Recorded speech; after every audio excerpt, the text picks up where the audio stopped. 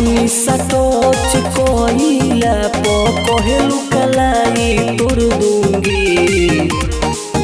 जो बेच बजरिया तो मैं मेरी पकड़े भैया।